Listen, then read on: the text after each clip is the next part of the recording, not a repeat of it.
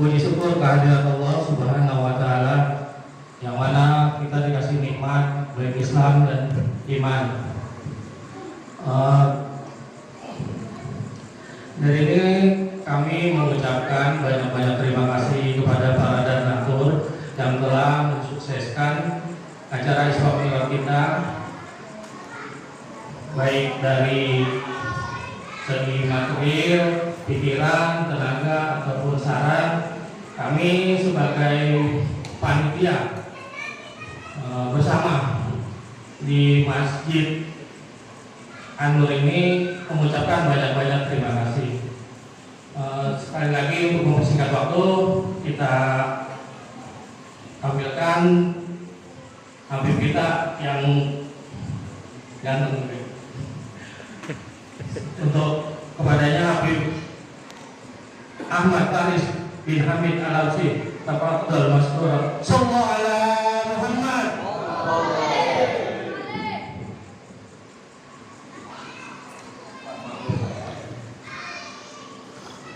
Wah, ribet.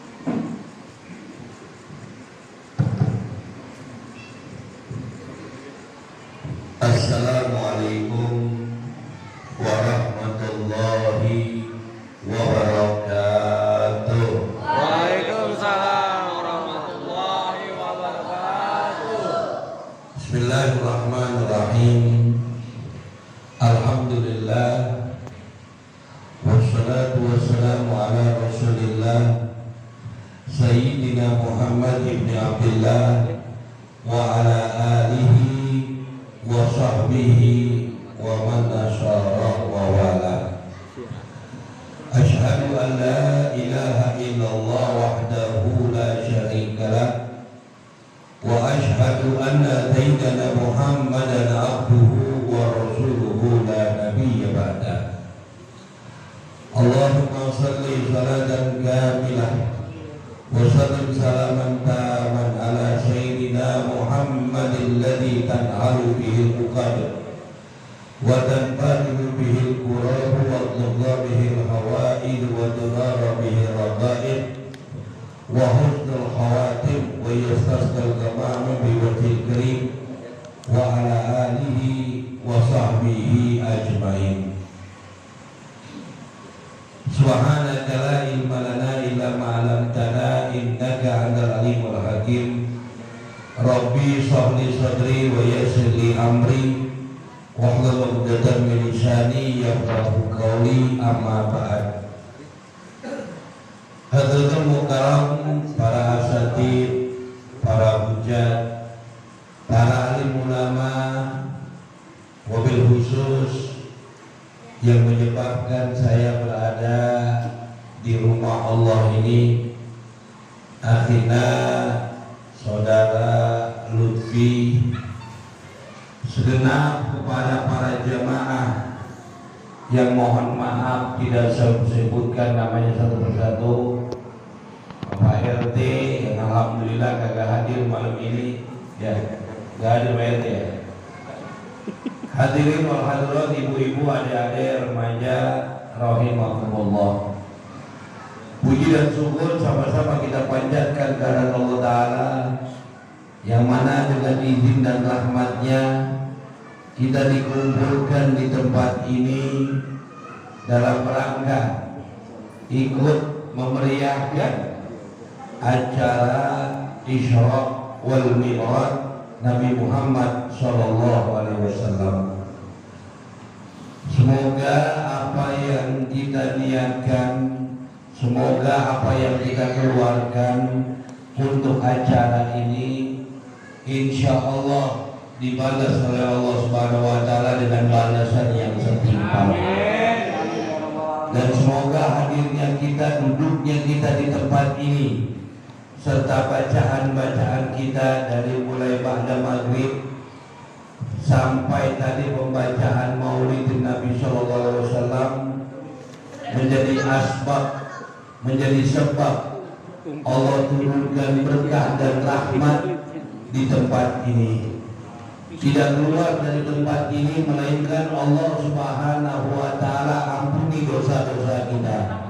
Tidak keluar dari tempat ini melainkan Allah Subhanahu Wa Taala kabulkan hajat-hajat kita. Orang-orang tua kita, guru-guru kita, sanak famili handai dolan kita yang telah pulang ke rahmatullah, semoga pada malam hari ini Allah Subhanahu Wa Taala ampuni dosanya, luaskan kuburnya. Allah jadikan kubur orang-orang tua kita, guru-guru kita, sanak famili handai dolan kita yang telah pulang ke rahmatullah, raudhah min riyadil jannah. Salawat teriring salam semoga selalu Allah limpah serta curahkan kehariban junjungan kita Nabi Muhammad Sallallahu Alaihi Wasallam beserta para keluarga, sahabat, umatnya yang senantiasa istiqomah dalam melaksanakan sunnah-sunnahnya hingga akhir zaman nanti.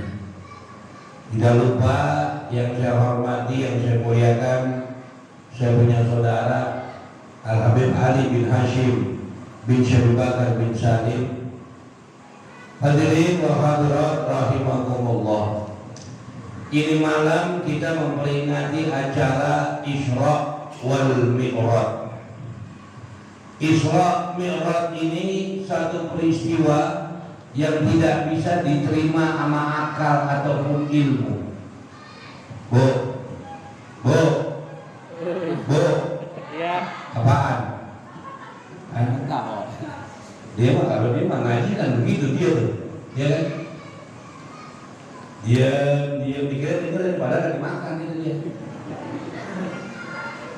Peristiwa Isra Mi'raj ini peristiwa yang tidak bisa diterima oleh akal dan ilmu. Apaan bu? Nasi. Allah memberikan kita tiga nih Pak. Tiga Allah berikan. Ada akal, ada ilmu, ada iman. Akal, ilmu, iman.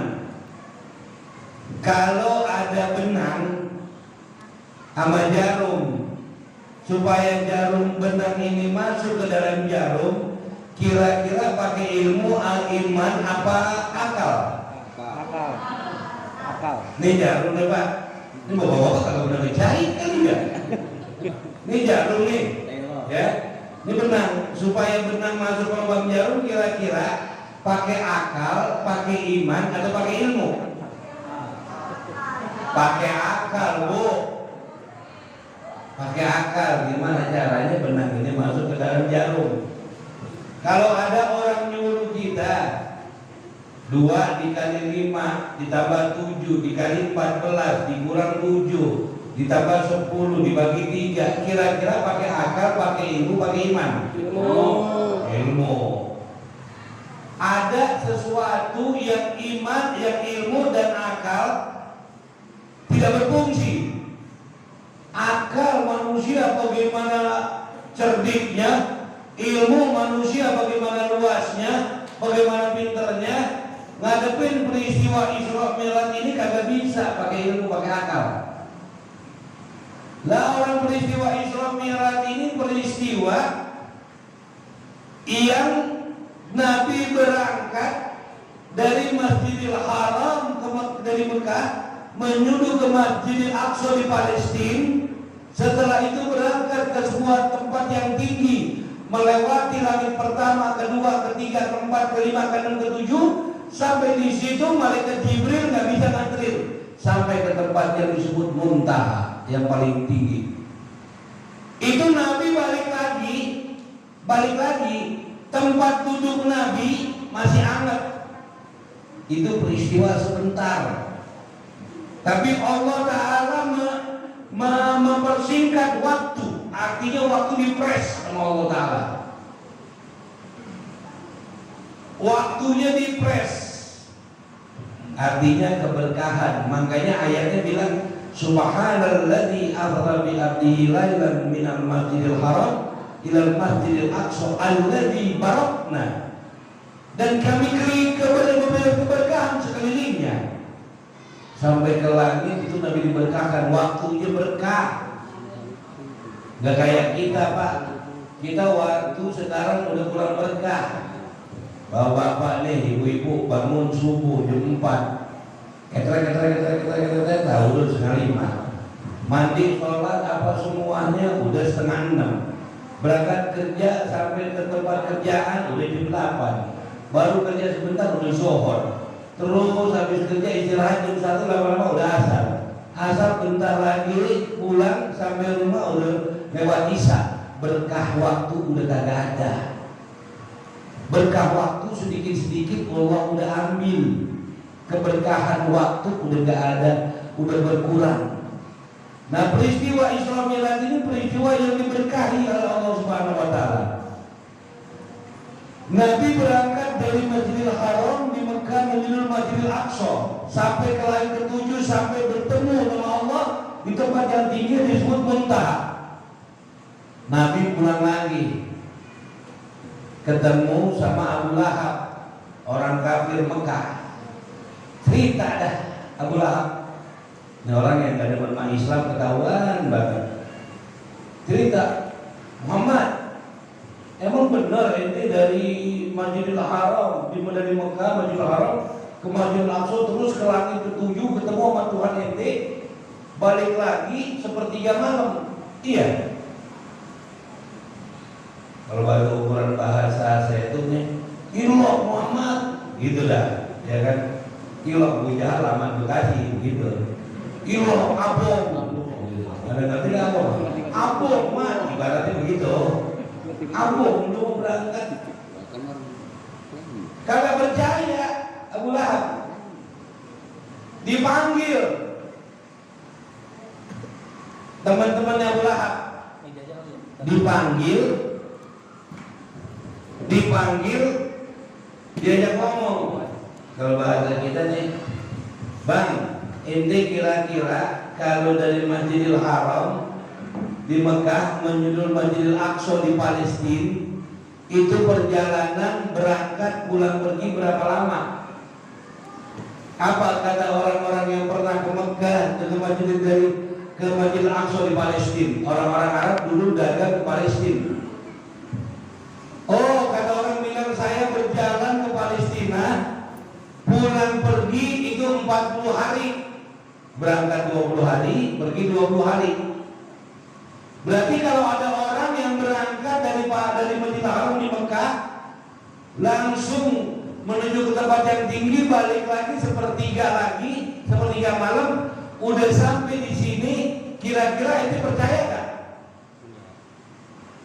Kagak, itu mah nggak percaya saya. Kagak percaya nih yang begitu. Ada orang yang begitu. Siapa? Ada dah. Maka Abu Lahab memanggil sahabatnya Nabi Muhammad SAW bernama Sayyidina Abi Bakar Siddiq radhiyallahu taala anhu. Diajak ngomong sama Abu Lahab nih, Bakar, gitu dah. Kita mah kalau kenal orang kan kadang-kadang singkat-singkat aja. Ada orang namanya Bagus Imanuddin, dipanggil Den, gitu. Kalau ada orang pergi dari Masjidil Haram di Mekah ke Masjidil Aqsa, terus ke tempat yang tinggi sepertiga lagi malam udah pulang, kira-kira percaya gak? Kagak. Tapi ada orangnya, siapa? Teman ente, siapa? Muhammad.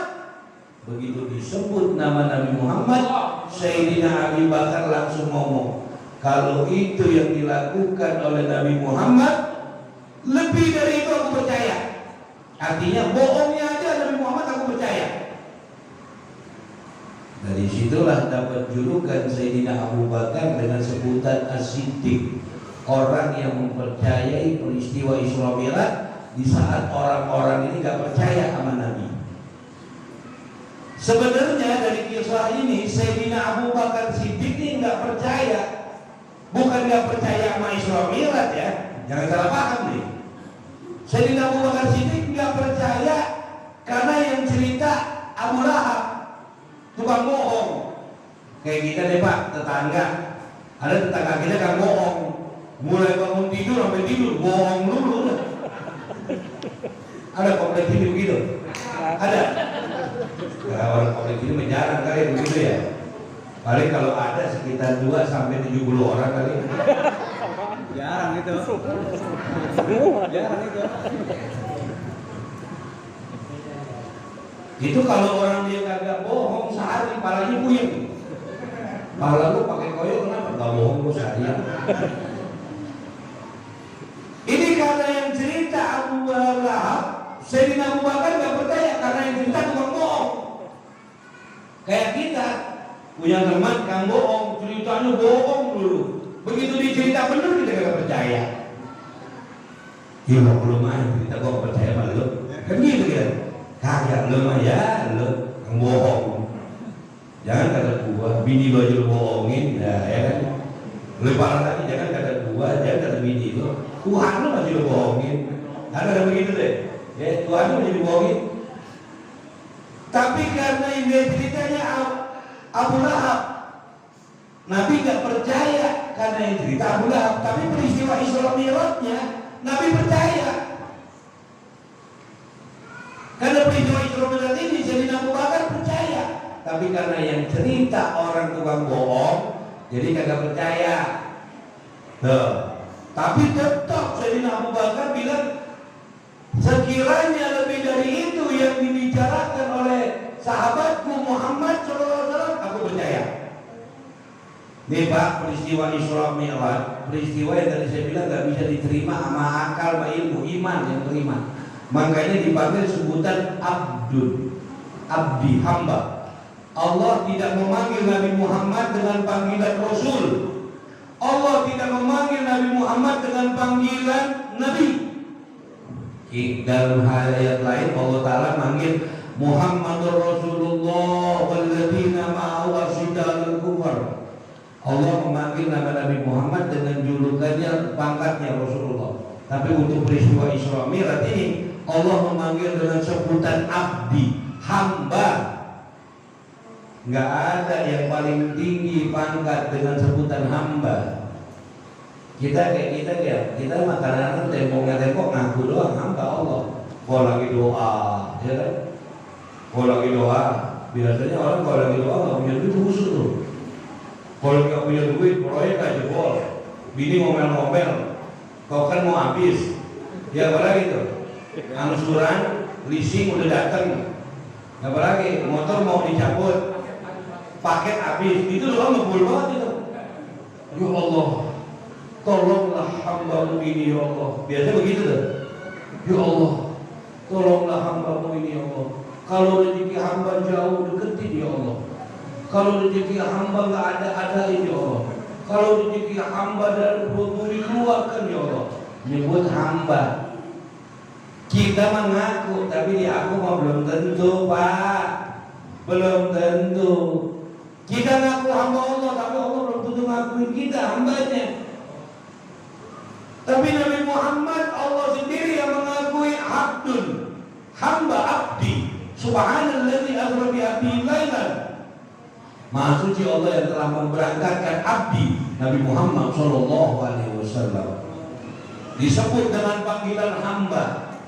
Kita ngaku hamba Allah, tapi dalam keseharian kita lebih mengagungkan hamba dunia. Lebih senang mengagungkan dunia, mengagungkan manusia, lebih senang bersandar kepada manusia, lebih senang meminta kepada manusia ketimbang meminta kepada Allah Ta'ala. Asal jabatannya kagak naik aja, deketin manusia, deketin atasannya. Asal masalah-masalah ini nyender sama manusia. Ngaku doang kita hamba Allah, tapi dalam prakteknya kita selalu berhamba kepada selain Allah Subhanahu wa Ta'ala. Kayak tahun lalu tuh, bulan Maret Februari yang lalu kan tuh lagi corona tuh, ya kan? Tapi sekarang boleh kagak ada, bukti orang kompleks ini kagak pakai masker, ya kan? Anti kali corona masuk kompleks ini kali udah, nyasar kali dia, nggak ada di Google kali ini. Kalau dulu tuh orang tuh waktu musim corona, Bu, corona digede-gedein Pak, Bu. Corona diagung-agungin. Allah yang maha besar ditiadakan. Azan ma'azan, sholat ma-sholat, mengucapkan Allahu Akbar. Tapi dalam prakteknya gak pernah mengagungkan Allah, membesarkan Allah, lebih membesarkan penyakit yang disebut COVID atau corona. Manusia semua punya aturan, punya protokol. Sebaik-baiknya protokol Allah. Ikutin protokol manusia, tapi sebaik-baiknya protokol Allah. Saya waktu corona, maaf, dari bulan Februari Maret tuh, lagi seneng gencar-gencarnya, awal-awalnya takut, khawatir tentang keadaan saya, sama istri saya, sama anak-anak saya. Cuma 3 hari saya khawatir, takut. Setelah itu alhamdulillah saya serahin urusan semua Allah Ta'ala. Saya ikuti protokol Allah, protokol Rasul. Dengan apa? Wudhu. Wudhu.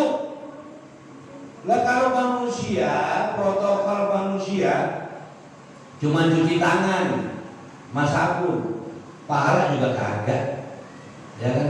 Tapi kalau wudhu, lihat dari mulai niat membasuh bukan cuma tangan, mulut dikumur-kumur, airnya dimasukin di hidung, dihirup di hidung, dituang-buang. Enggak cuma mulut, tangan, hidung, muka dibasuh. Enggak cuma itu, tangan sampai siku. Enggak cuma itu lagi, rambut, kepala dibasuh. Tidak sampai situ, kuping dibasuh sampai kaki. Ada doanya. Itu kalau kita baca, kita teladani wudhu, insya Allah wabah, bencana, musibah gak akan masuk ke kita. Kalau kita yakin sama wudhu dan wudhu kita sempurna, bertahan kita lama. Tapi saya manusia lebih mengagungkan protokol manusia ketimbang protokol Allah dan Rasul. Curiga sama curiga, rajin banget kita udah. Pakai masker, kagak mau selaman. Sekali selaman pakai ngepol, pakai siku, ya kan? Selaman ngepol sama siku. Begitu selaman aja, depan orang yang diselaman cuci tangan pakai sabun. Kayak penyakitan kita lagunya. Cuci tangan kan enak banget. Iya mau penyakitan, lebih cuci tangan sama gue. Cuci tangan, lagunya pakai sabun. Asal ada curiga sama orang, lihat orang begini, orang sakit, orang ini.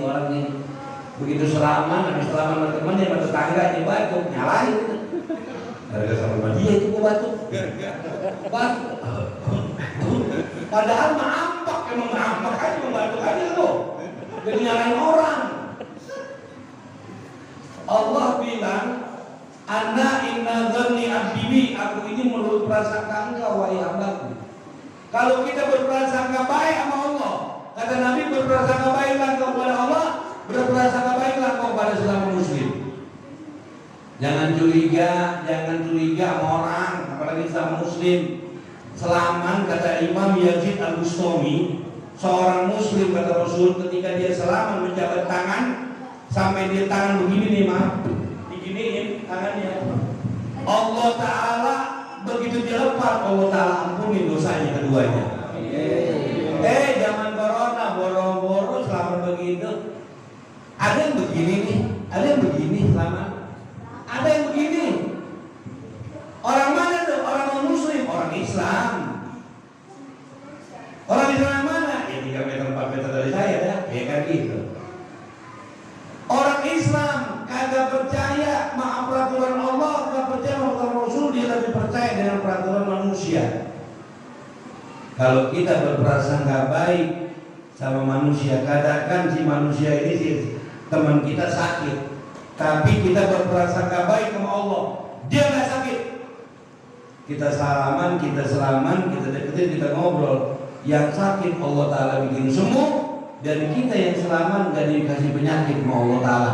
Karena prasangka baik kita nih hati kita nih berbulu, tuh berbulu hatimu, berbulu, iri, dengki, hasud, gibah, ada di sini nih. Iri, gedek aja bolanya lihat orang kaya sedikit, ngomel. Lihat orang beli mobil sedikit, marah. Lihat orang beli motor, beli AC, dan di rumah sewat. Lihat orang begitu nambah mobil sama mobil motor, mati orang. Gara-gara sakit hati. Lihat tetangga sebelah kanannya beli motor X-Max. Tahu motor X-Max bawa apa? Tahu motor X-Max? Tahu. Saya juga nggak tahu sih. Motor X-Max ngomong dah. Harusnya gue yang punya motor X-Max itu, bukan dia. Tetangga sebelah kirinya punya mobil Innova Ribbon tahun 2020, masih baru. Tipe G, solar lagi warna putih. Ngomong lagi, harusnya yang punya mobil Innova tuh gua, bukan dia. Tetangga di belakangnya punya motor PCX baru. Ngomong lagi, Harusnya yang punya motor PCX itu gua, bukan dia. Giliran depan rumahnya meninggal digotong, kagak ngomong. Coba kalau ngomong, harusnya yang digotong tuh gua, bukan dia. Kagak apa yang begitu. Atau bilang mampus saya kagak. Atau bilang ada modal sama kagak. Iri dengki nih ada di sini nih. Iri lihat orang berhasil sedikit aja dah. Lihat orang punya duit sedikit aja ngomong. Gua yakin nih ngepet itu ngepet. Asal mobilnya bagus, bininya pakai gelang aja. Bininya pegang handphone bagus, ngomong deh. Lagi biar tuyul itu dia. Lu tau dari mana? Dia mau jalan begini mulu tuh. Adanya udah kita mah, apalagi bertetangga itu. Ya kan? Bertetangga itu, bodoh. Hati-hati buat-buatan kuping. Gak masak, diomongin, masak, diomongin, kan begitu. Biasanya mah yang lemes, tau lemes Pak? Yang bawel tuh biasanya perempuan. Bu, biasanya yang bawel perempuan. Tapi sekarang yang bawel bukan cuma perempuan aja Bu, laki berbawel. Laki berbawel. Kalau dulu orang Betawi dulu bilangnya apa? Perempuan mulutnya kerekatan keciprit, kagak berhenti. Sekarang ada laki yang begitu. Ke wadon lo. Begitu kita ngomongnya. Nih, hati kita nih. Peristiwa Isra Mi'raj ini peristiwa yang iman. Orang kalau imannya ada di hati, ada imannya di hatinya nih, gak ada iri, gak ada dengki. Syarat untuk menjadi orang yang beriman harus Islam, gak ada di luar Islam beriman. Iman, Islam, takwa, ihsan diangkat derajat Allah Ta'ala. Isra Mi'raj, waktu Isra Mi'raj Nabi dari langit pertama, kedua, ketiga sampai ketujuh, semua malaikat bangun. Dari mulai langit pertama, kedua, keempat, kelima, ketujuh, semua para malaikat bidadari menyambut Rasulullah. Ada satu malaikat yang tidak bangun, nggak bangun menyambut Rasul, nggak diri menyambut Rasul, tidak senyum menyambut Rasul. Makanya itu kenapa kita mahlul qiyam tadi, kalau bahasa kita marhaban, kita bangun ihtiram, menghormati Nabi Muhammad. Emang kagak kelihatan karena mata kita banyak dosanya. Kalau mata kita bersih, gak ada dosa kita berkurang, amal kita banyak. Melihat tuh Rasulullah marahin satu demi satu, bahkan memegang tangan apapun kita, menyelamin kita. Cuman karena kita banyak dosa, terutama saya ini banyak dosa, jadi kita nggak melihat Rasulullah. Nah malaikat itu naik ke Rasul naik ke atas, para malaikat semua bangun. Ada satu malaikat yang kagak bangun, yang kagak senyum sama Rasulullah. Siapa? Malaikat Malik, malaikat penjaga neraka, kagak bangun. Allah perintahkan kepada malaikat Malik, ya Malik, gum, bangun kau, bangun dan beri senyum kepada kekasihku Rasul Shallallahu Alaihi Wasallam. Kalau kau tak bangun, kalau kau tidak senyum, akan aku hanguskan engkau wahai Malik. Malaikat Malik bangun, tersenyum sama Rasulullah. Senyumnya malaikat Malik, Pak, Bu, mau tahu senyumnya malaikat Malik, Bu? Bu, mau tahu? Pak, mau tahu senyum malaikat Malik? Mau tahu bener apa mau tahu banget? Banget. Caranya lewat acaranya, selesai acara saya bilangin yang senyumnya ya. Malaikat Malik cuma senyum ngangkat bibir doang sedikit kayak begini. Begitu doang. Jadi kalau ada tetangga senyum begitu kayak malaikat Malik lah. Begitu doang senyumnya. Di situ Nabi bertemu, Rasulullah bertemu para nabi. Sampai ke langit ke-7, ke-6 ketemu sama Nabi Allah Musa, sampai ke langit ke-7 kepada ketemu Nabi Ibrahim. Di situ ketika langit ke-7 menuju Muntaha, malaikat Jibril udah kagak bisa lagi. disinilah magom kedudukan malaikat Jibril kagak kuat.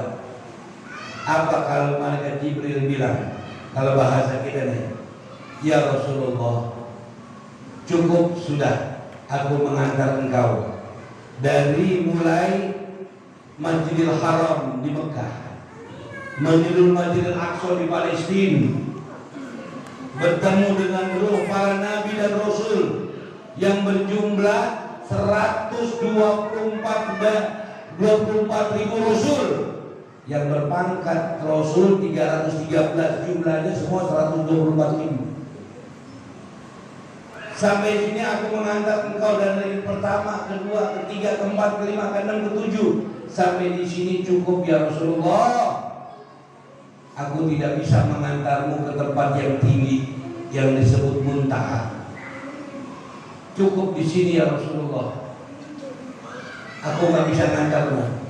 Di situ Rasulullah SAW bilang kepada malaikat Jibril, ya Jibril, beginilah cara engkau kekasih meninggalkan kekasih. Aku ini kekasihmu ya Jibril. Dari dunia kau mengantarkan aku dari Masjidil Haram di Mekah, Masjidil Aqsa di Palestina, sampai langit pertama semua kau antar aku. Sampai di sini kenapa kau tak antar aku? Kata malaikat Jibril, ya Rasulullah, ini bukan urusan kekasih dengan kekasih. Sedikit saja aku melewati langit ketujuh menuju muntaha, dari mulai katakan jempolku saja keluar dari langit ketujuh, seluruh anggota tubuhku kebakar. Ini bukan tempatku ya Rasulullah. Ini bukan tempatku. Ini tempat orang yang Allah Ta'ala paling cintai. Anda ya Rasulullah, engkau ya Rasulullah. Ketika Rasulullah Sallallahu Alaihi Wasallam dari langit ketujuh menuju muntaha, di situ malaikat Jibril alaihi salam mengucapkan tasbih. Subhanallah, subhanallah. Malaikat Jibril bukan dia tidak tahu ketinggian Nabi Muhammad, bukan tidak tahu keistimewaan Nabi Muhammad, bukan tidak tahu kedudukan Nabi Muhammad. Malaikat Jibril di situ dia berkaca ke dirinya. Kalau aku yang bertindak sebagai pemimpin para malaikat, lewat sedikit dari langit ketujuh, maka akan terbakar seluruh tubuh.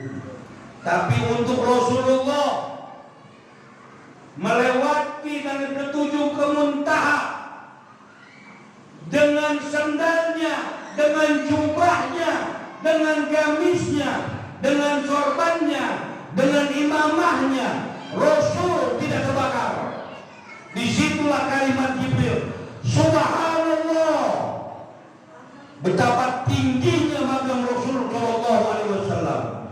Semua para malaikat tidak bisa tembus ke muntaha kecuali Nabi Muhammad Sallallahu Alaihi Wasallam. Makanya Pak, Bu, orang yang cinta sama Nabi itu insya Allah tidak akan terbakar sama api dunia. Ada satu kisah, ada sahabat perempuan di zaman Rasul, sahabiah. Dia ini cinta sama Rasulullah Sallallahu Alaihi Wasallam. Sampai ada satu teman daripada suaminya ngomong, ya ukhtan, ya ukhti, wahai saudara perempuan, apakah kau benar cinta sama Rasulullah? Iya, aku cinta kepada Rasulullah. Uhibbi bi Rasulullah, aku cinta sama Rasulullah. Kalau kau cinta sama Rasulullah, apa tandanya? Apa itu kata wanita yang solehah ini, yang sahabat ya Rasulullah? Kau minta apa? Buka cadarnya. Cadarnya, wanita itu pakai cadar, dibuka cadarnya. Setelah buka, dia menyesal, dia nangis. Pulang ke lakinya, karena dia menyesal udah melanggar syariat. Pulang ke laki ini ceritain, kalau bahasa saya itu, Bang, tadi saya udah melanggar aturan agama, saya buka cadar saya. Emang kenapa? Saya dibilang kalau kau benar cinta sama Rasulullah, apa buktinya?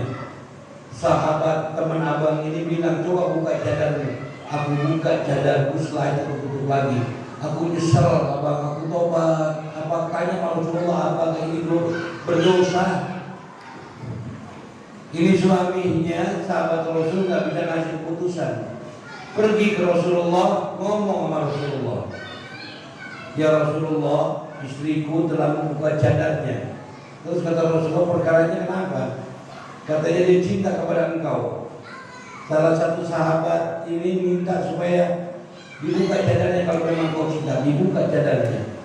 Rasulullah nggak kasih jawaban apa-apa, Rasulullah diam.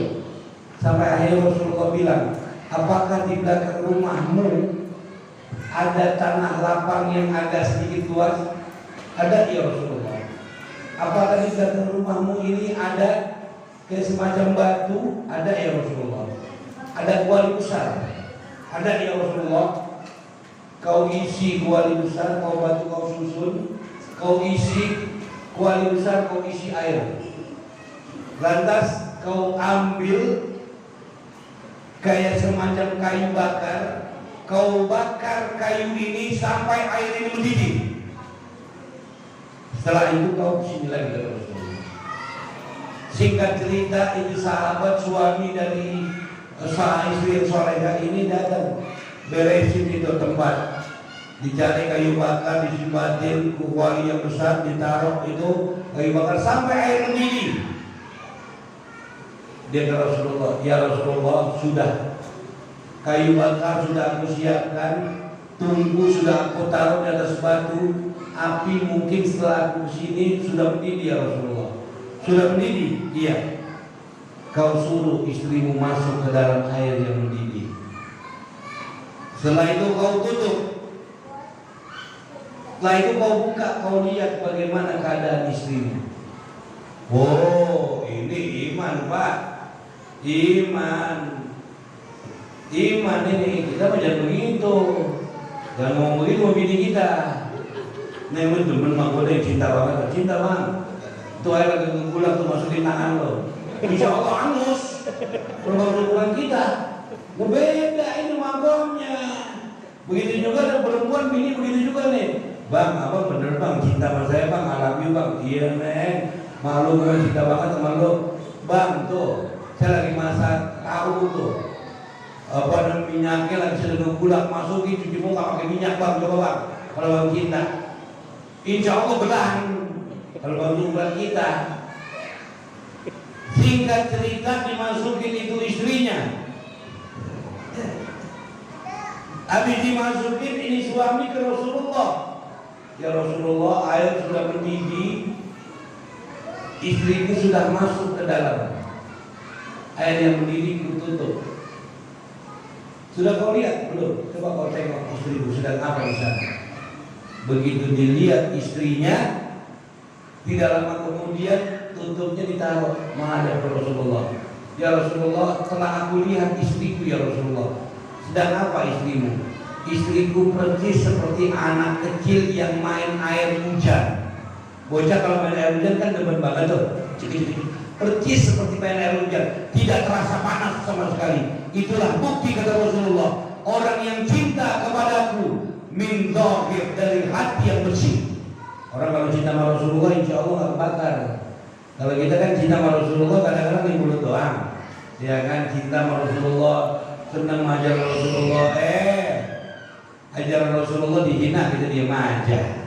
Kalau kita, tapi orang-orang yang dekat sama Rasul, itu dia benar-benar membuktikan cintanya sama Rasulullah Sallallahu Alaihi Wasallam, zahir wa batin.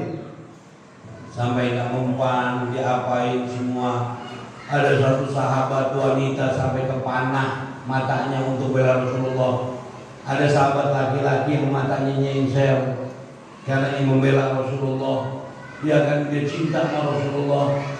Ada orang yang sakit diludahin sama ludahnya Nabi Sallallahu Alaihi Wasallam, sembuh kontan.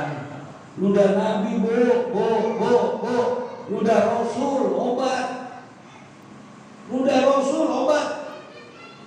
Sayyidina Ali untuk perang itu dari perang, Sayyidina Ali matanya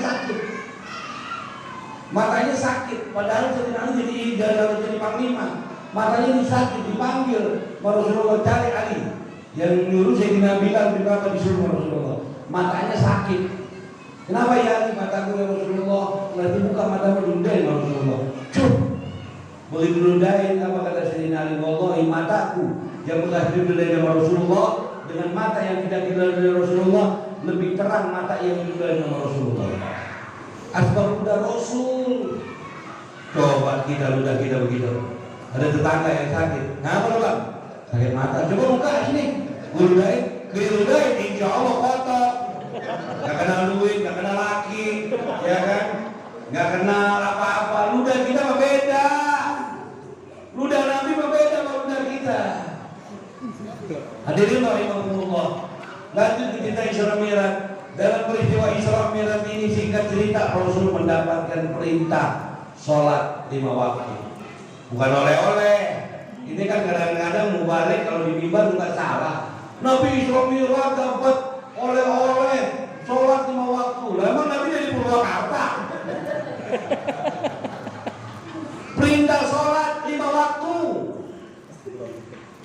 Ini perintah kalau Allah cuma menyuruh zakat, Allah turun ayat.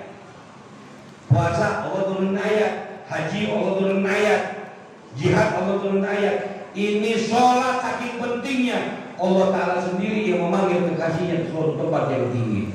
Sholat dari 50 waktu sampai 5 waktu. Makanya syarat orang Islam selalu mengucap syahadat harus sholat. Sholat dulu yang rapiin. Orang kalau biar kata naruh barang lupa, coba sholat 2 rakaat, ingat udah, ingat. Pernah kan begitu kita tuh?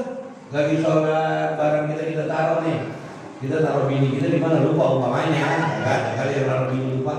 Tapi bini di mana gua taruh ya? Lagi sholat lupa, lagi sholat enggak apa namanya mau lupa kita sholat sunat 2 rakaat, insya Allah ketemu.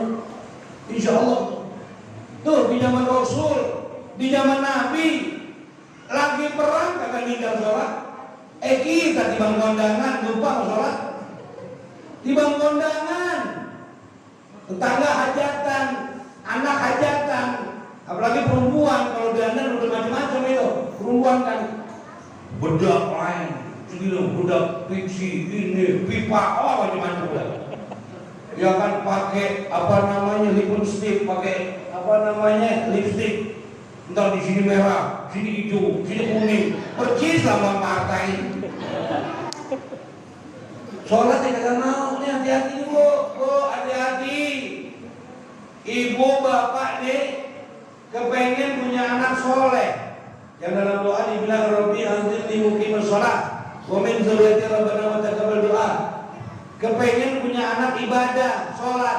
Terlebih dahulu ibu bapak harus sholat. Ini lempengan maghrib, TV disuruh matiin. Matiin TV, maghrib, sholat.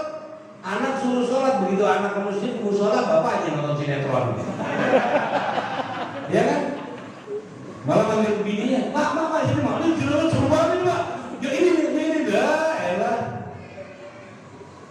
Kalau mau punya anak soleh, punya anak soleha, terlebih dahulu kita harus soleh-soleha. Istri soleha, suami soleh, didik anak yang benar. Ketika anak disuruh sholat, kita duluan sholat. Kita bagaimana anak sekarang apa? Kagak seperti anak dulu. Kalau orang dulu disuruh sholat sama orang tuanya iya aja. Kalau anak sekarang disuruh sholat dibalikin mana? Tong sholat tong, neng sholat neng. Ya anak kan zaman sekarang anak android pinter, iya kan?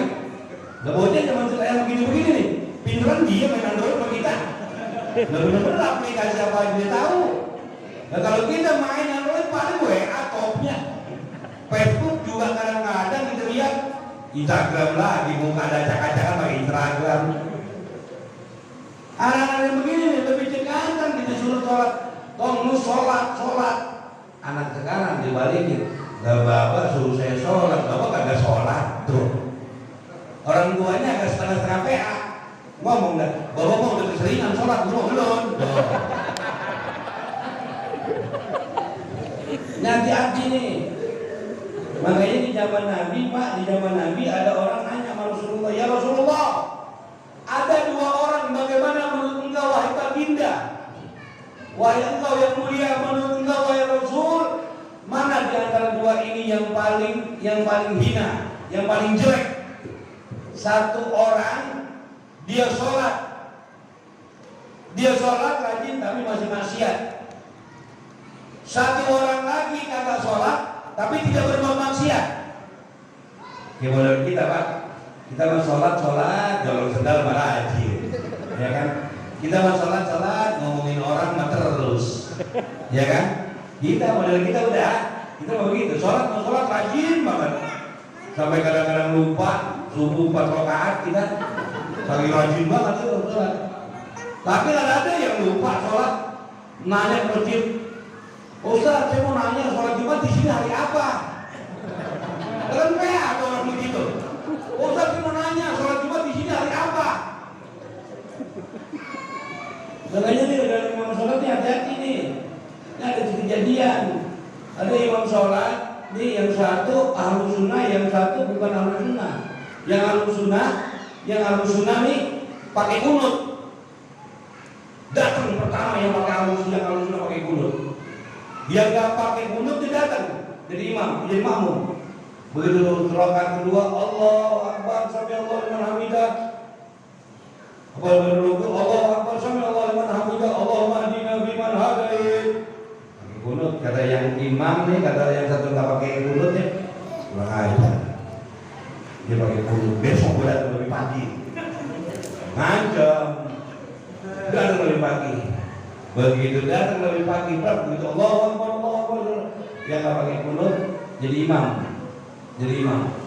Allahu Akbar. Begitu sholat, begitu pas rakaat kedua, Allahu Akbar, Allahu liman hamidah, nggak pakai kunut. Allahu Akbar, kata imam yang pakai kunut kurang ajar. Dia nggak pakai kunut. Besok udah datang lebih pagi.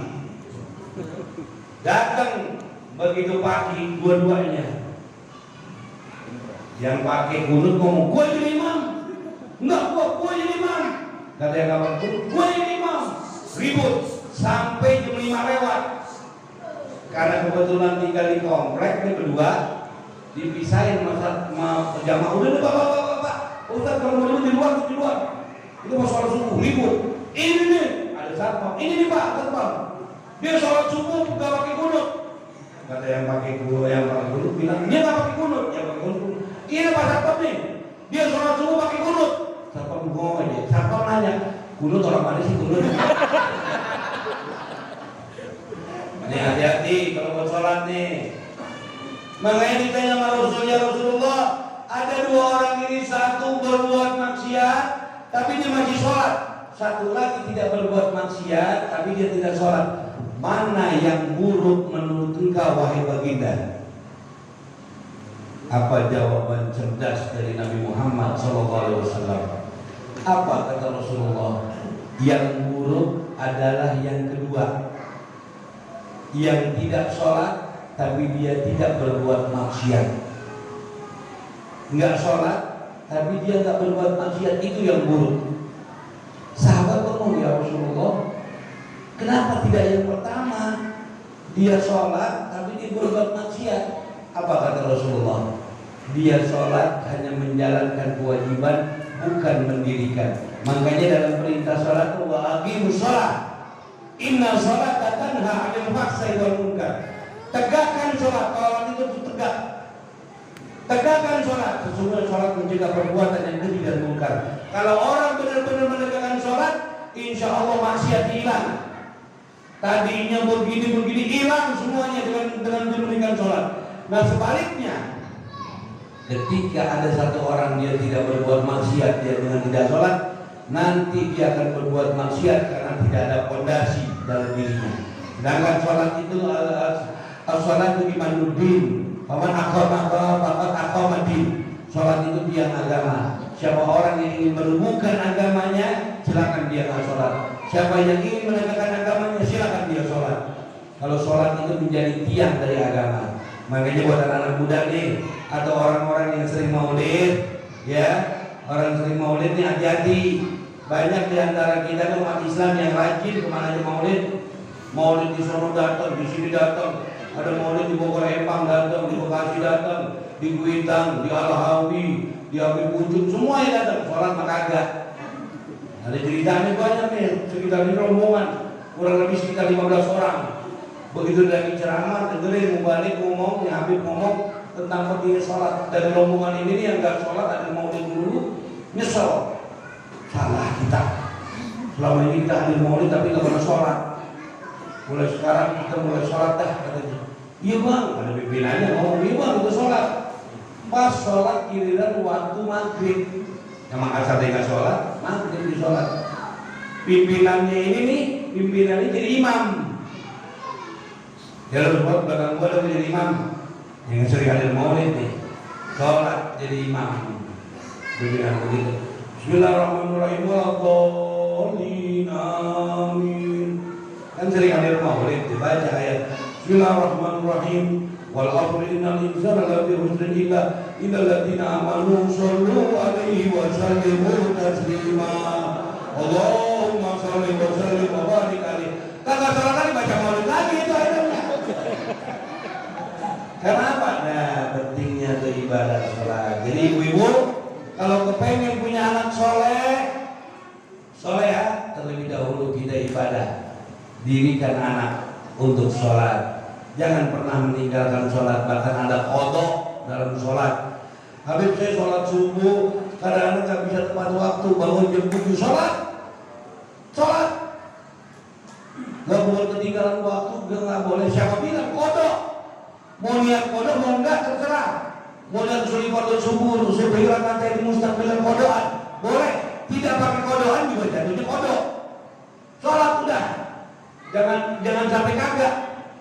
Kadang kan kalau kita biar tidur jam 2 jam 3 atau bangun kesiangan jam 6 setengah 7, jangan ninggalin sholat. Karena orang yang meninggalkan sholat subuh itu Allah lepas tangan. Terakhir, kita masih punya orang tua atau ada orang tua kita yang telah pulang ke rahmatullah. Tuh orang tua kita yang telah pulang ke rahmatullah, yang udah meninggal, nanti doa kita. Kalau salah satu anaknya ini nggak sholat subuh, orang tuanya disiksa dari subuh sampai zuhur. Kalau orang tua anaknya nggak sholat zuhur, orang tuanya disiksa dari zuhur sampai asar.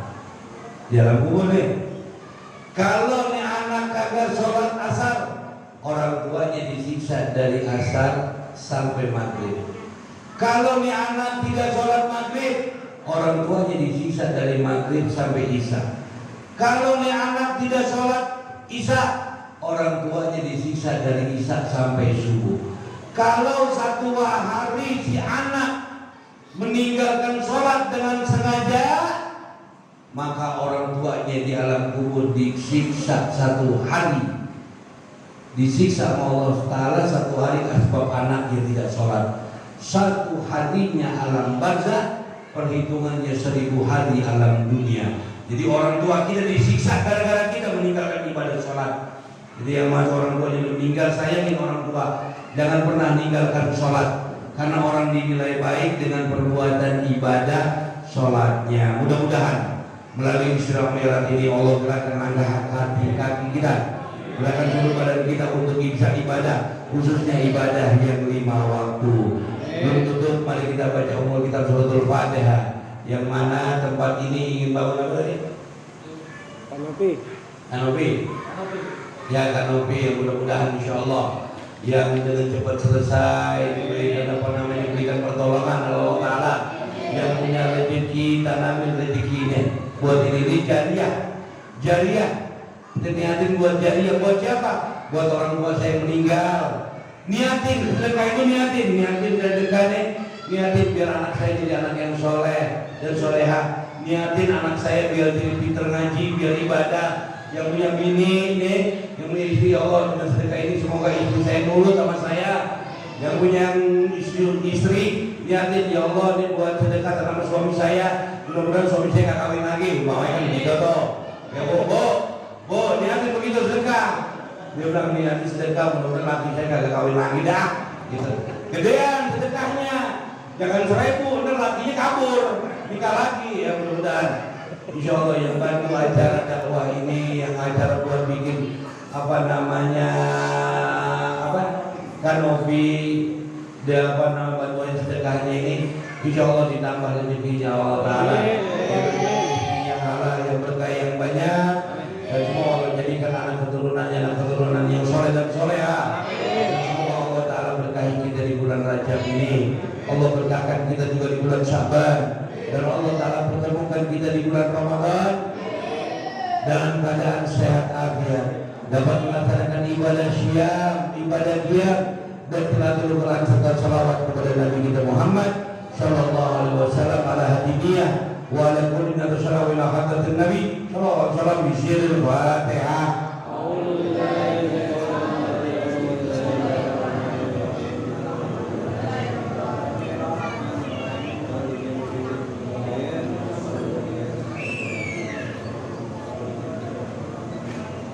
Hadirin wal hadirat rahimakumullah, ini saja yang bisa saya sampaikan. Semoga apa yang saya sampaikan ini ada manfaatnya. Yang benar datangnya dari Allah dan Rasulnya. Yang salah udah pasti dari saya. Terima kasih atas segala perhatian. Mohon maaf atas segala kekurangan. Billahi taufiq wal hidayah. Assalamualaikum warahmatullahi wabarakatuh.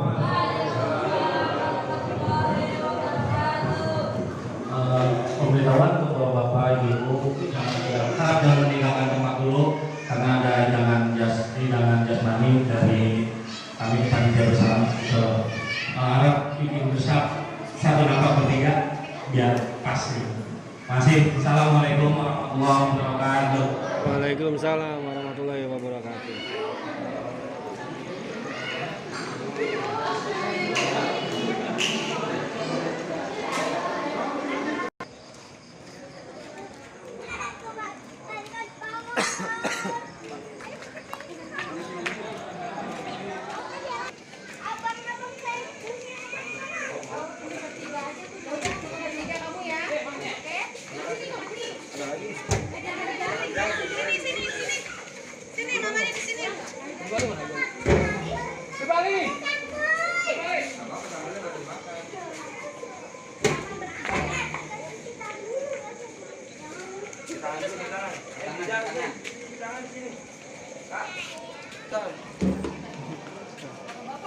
Oke. Lagunya. Siapa sih itu Ating? Apa?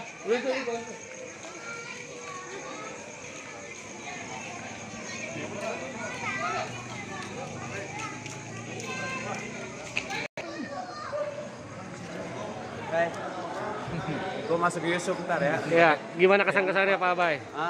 Apanya? Kesan-kesannya gimana? Lucu. One time one drive. Bahasa Betawi nongol. Ya udah langsung makan tuh bertiga. Lah ya udah.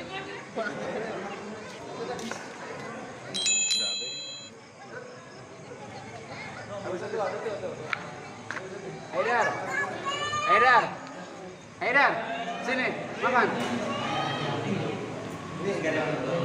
Haidar makan.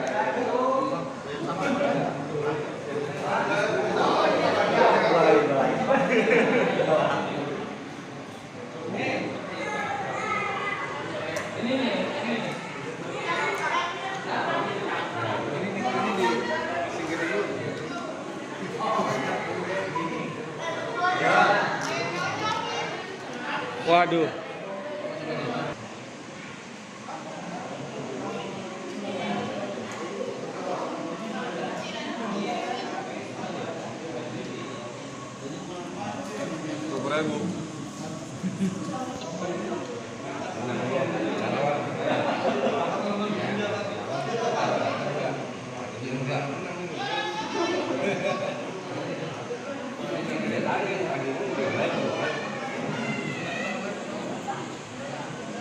mau makan?